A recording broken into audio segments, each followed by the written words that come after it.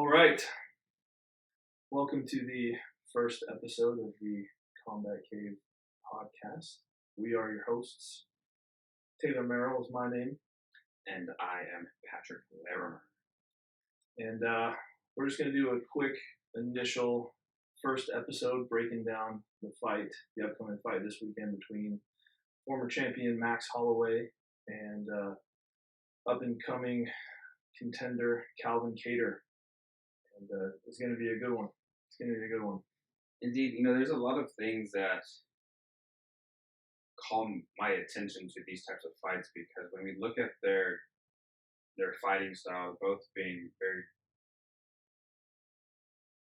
accurate strikers, they, if I'm not mistaken, I think Holloway pretty much beat a dude into submission. Like the dude kind of just balled up and quit because he was tired of getting punched so many times. And that's something that I really like about Holloway. It will make a professional boxer who only just boxes proud of how quick his jabs are. Every punch that he throws, there's just another one right after it, and it's so fast. And even watching it on like YouTube or watching his highlights, it's impressive. And I think those will be one of the things that's difficult for. Is it Kattar? Kattar. Sorry, I'm terrible with names. Find it. But what I see with Holloway is that he doesn't kick very much. No, he really has definitely a boxing heavy game, but Kattar does as well. I mean, he does throw kicks, but with Max, the way I see, first of all, I think that just the style matchup, this fight has the potential to be fight of the year. I mean, it is two guys that love to scrap. And I really think that what Kattar has to do is, knowing that Max takes a little while to warm up. He doesn't come out guns blazing in the first 1 or 2 rounds. He takes a little bit. He actually throws more volume in the later rounds, 3, 4, 5, which is just a testament to his insane gas tank that he can do that. But if you're Kattar, you kind of have to take something out of Max in that first and second round. Right. You have to earn his respect. You have to drain him a little bit. And that's going to do 2 things coming out heavy in those first 2 rounds. One, you're going to steal a few rounds. And then when Max starts to come on 3, 4, and 5, if you've already done damage, you've already drained him, he's not going to be as effective. I think that's really what Kattar has to do to kind of take advantage of the fight. Right, I agree. I think that if he gets to the second half of the match, or second half, towards the end rounds, and he's out of breath, he's going to have to compensate heavily because just speaking from what I've seen and witnessed, I think Kattar definitely hits harder. If he's not matching Kattar's speed, if he's not setting good tempo for them, if he's kind of just being defensive, getting a read and just watching, I think it's going to bite him in the ass. He's gonna because if he gets tagged a couple times, we saw it when he went up. He was landing a lot of hits, but in that fight, when he got hit, he really got hit. And you can see that he's talking about the Poirier fight. Yeah.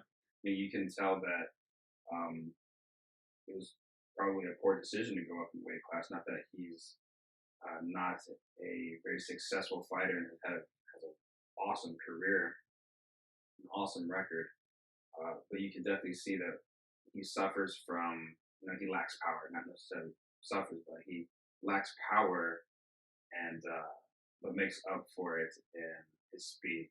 And if he doesn't, in volume, right, and in the volume, correct, just how many, 140, 145 bullet, but if I have a fully automatic 22, I'm going to be really, really lethal versus 8-round clip. Right. Yeah, there's definitely a noticeable power difference moving up at 155. But one thing that kind of struck me about this fight too was how even the experience is. I mean, they both have Max is 21-6 and Kattar's 22-4. I mean, so almost the same wins and almost the same losses. Max has a couple more. Max has 10 KOs. Kattar has 11. They both have 2 subs. Both have 9 decision wins. Max has 5 decision losses. Kattar has 3. And so that's a lot of, considering that obviously if you were to look at the professional accomplishments, it's got to go to Max, right? Former champion, right. Beat the bigger names, beat Aldo, Frankie Edgar, those guys. But as far as actual fight experience by the numbers, it's pretty dead even. And kind of, in my opinion, the odds kind of reflect that. Max -205 and Kattar +165. So Max obviously the deserving favorite. But yeah, I think it's going to be a lot closer than people think. You know, something I really like about these types of fights, especially when they're 2 very different types of people. You know, I see one that kind of is talent, and then the other just a lot of skill. And there's just a different type of mentality that these 2 people have, and to see, you know, how they go head to head. I don't really know how to explain. Do you understand what I'm trying to say? Like, man,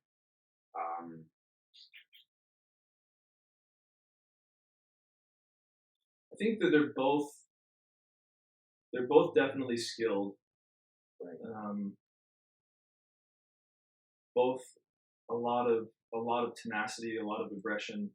They both use a lot of volume to overwhelm their opponents. But if you were to kind of, if you had to pick which one headhunts a little more and tries to land that one power shot, I think it's probably fair to say it's Kattar.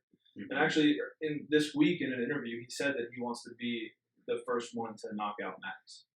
And maybe Max has no knockout losses. He has a legendary chin, and that's kind of what propels him in a lot of these fights with all of this volume. Is, you know, and maybe a couple years from now it might be to his detriment, but I think it's fair to say that he's relied on that chin in the past. Mm-hmm. I think he knows that he's tough as right, and he can kind of get away with eating some try. I mean, like we were just talking about, there's a big power differential between him and Dustin Poirier at lightweight. Mm-hmm. But even though it was, those shots were from Poirier were obviously harder, Max wasn't really in any trouble. And he took all those shots well. Mm-hmm. And Dustin Poirier is a big lightweight too. Yeah, he's definitely on the heavier end.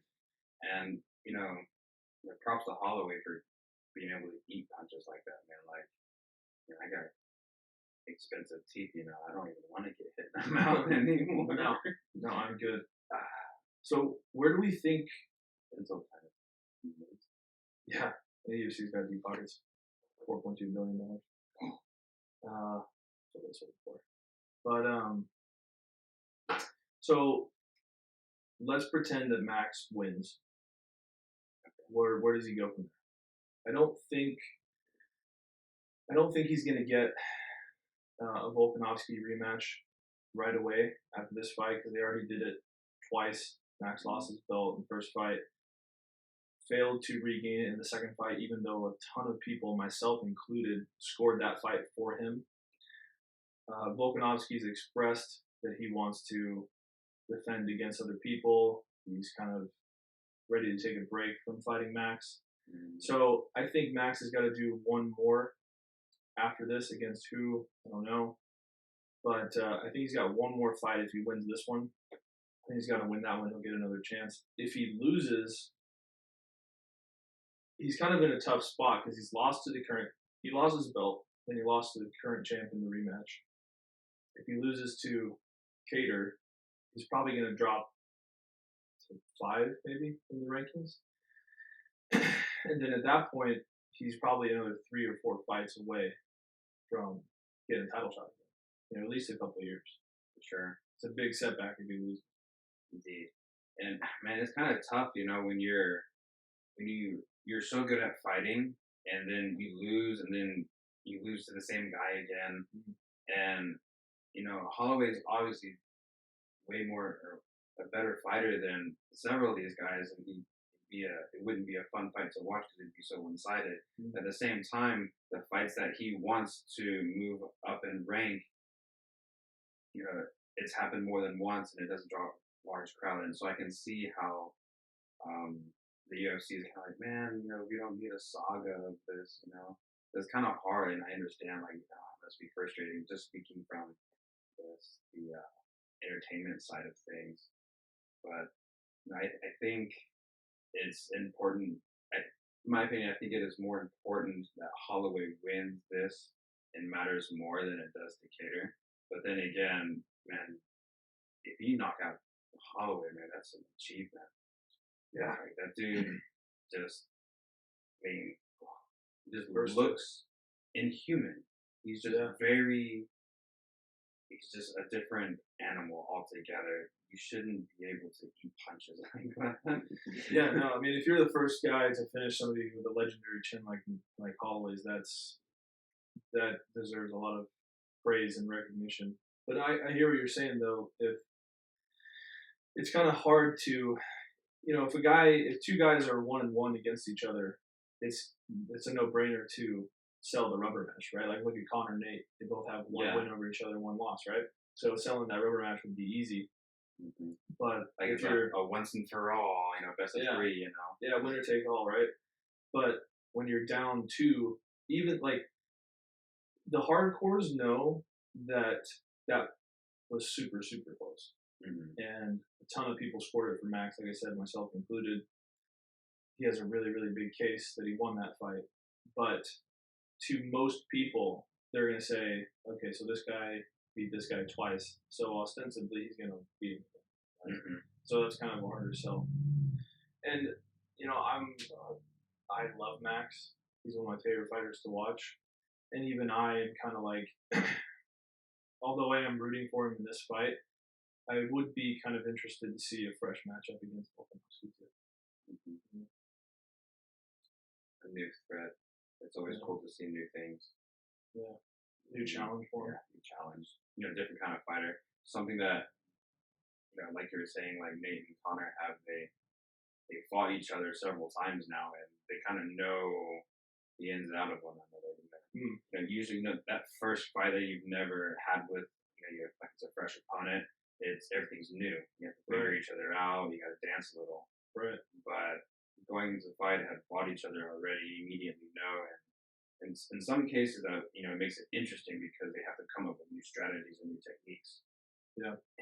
Or at the same time, it might turn around and just, they'll cancel each other out. It'll be a boring fight, or just tossing, turning, and hugging each other the whole time. On their shoulder. Yeah. I'm so sorry. I can't remember where I read this, or maybe I heard it. But I think somebody did the numbers on who normally wins trilogy fights. Was it the guy who won the first fight or the second fight? And I'm pretty sure, again, don't kill me on this, but I believe that the person who most often wins the third fight is whoever won the second fight. And I think it's because when you have that first contest, like you said, everything's new, everything's fresh. But whoever can win that second fight, I think what that shows is they learned the most from the first fight. Right, they went home and got back in the gym. Right. I mean, there's no better example. I mean, I'm sure there are if you really dig into it, but a really good example of that would be DC and Stipe, their trilogy. Right. DC destroyed Stipe in the first round of their first fight, and then no, you're good. And then Stipe came back and beat DC in the second fight, and then again in the third fight. And if looking at DC, when beating Stipe came so easy to you in that first fight, you knock him out in the first round, you're not going to learn a lot, right? Because you have no reason to, right? It was just first round knockout, super easy, kind of just ran through the guy a little bit. So what incentive do you have to really break down any potential mistakes he made or anything you can do better? It was so quick, you weren't able to figure out anything. Right. So it'll be interesting to see if Holloway does end up beating Kattar, which is, it's a big question mark. If he can kind of defy those odds and regroup and beat Volkanovski in a third fight if they end up meeting.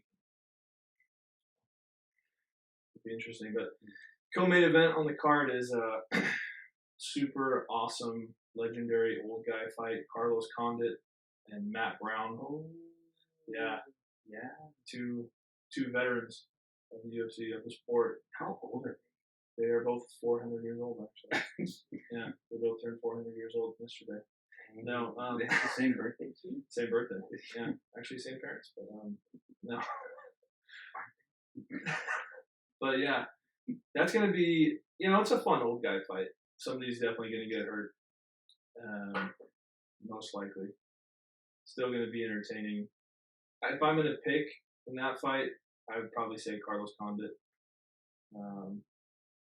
But yeah, should be fun.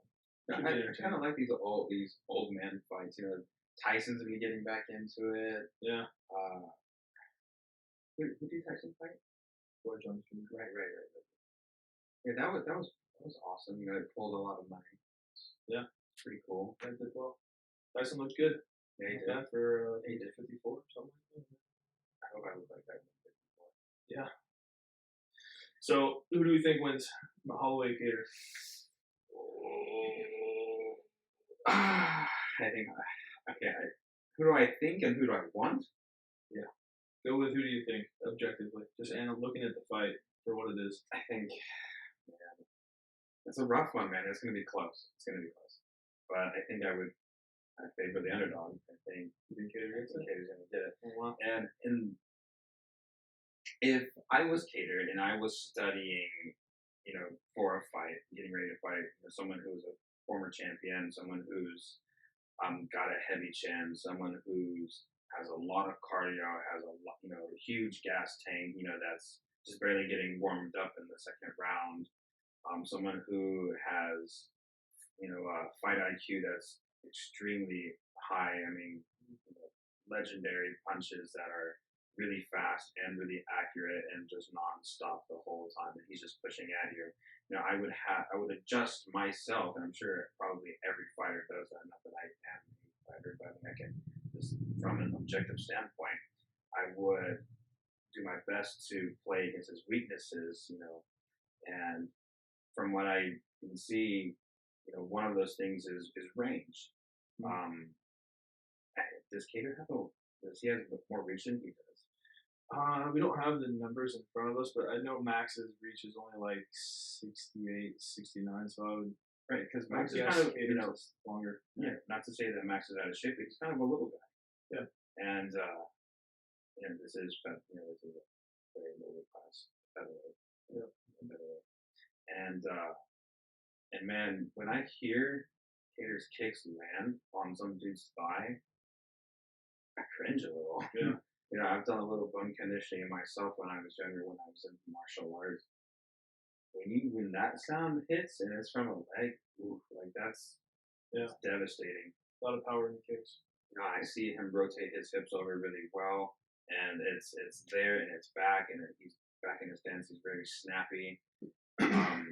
So that's pretty much why I think that I favor Kattar, because I feel he's a little bit more versatile in his spacing and his range, and he's lethal from farther away. More tools? Correct. I think Max has the same amount of tools. I just don't think he uses them as much as Kattar. Mm-hmm. But I think I'll go the other way. Not that I don't think Kattar can win. He absolutely can. It's definitely a competitive matchup. But I just think I recently rewatched the Volkanovski Holloway 2 fight, and just seeing some of those adjustments that Max was able to make, even in a loss, again, a very close loss. But just seeing those adjustments that he was able to make, I think he has a highly underrated fight IQ and a highly underrated team.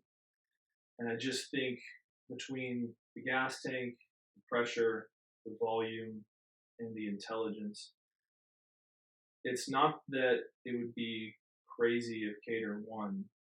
I just don't think that's going to happen yet. I don't think he's quite there yet because Max is only 28, 29. I mean, he's just now approaching his prime. Mm-hmm. So, but yeah, it'll be a fun fight to see. I wouldn't be surprised at all if Kattar won. I just think that, close loss notwithstanding, Right. Max is just on another level for the time being. Right. I really hope that it's not like, just a one rounder. He immediately made his win, like when it was Israel and Costa. Yeah. I mean, he said that I knew in the first round I was winning. Sure. Like I like those fights, and I like seeing display of incredible martial skill.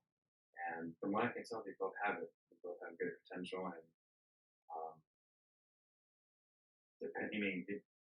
I would agree with you that Hollywood would take it. Or Hollywood, Holloway would take it. Yeah. But and granted, not everybody thinks the same. But I would. It sounds like you're cheap, but hey, Sun Tzu, the author of Art of War, right? That's the one. The Art of War.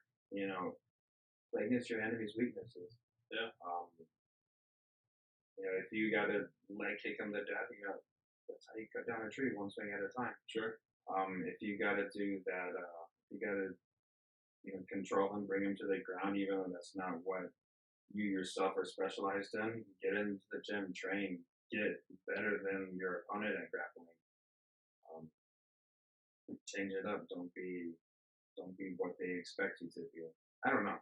I think it's gonna be a good fight. I really hope it is. Yeah, I think so too. And like I said at the beginning, it absolutely has the potential to be fight of the year.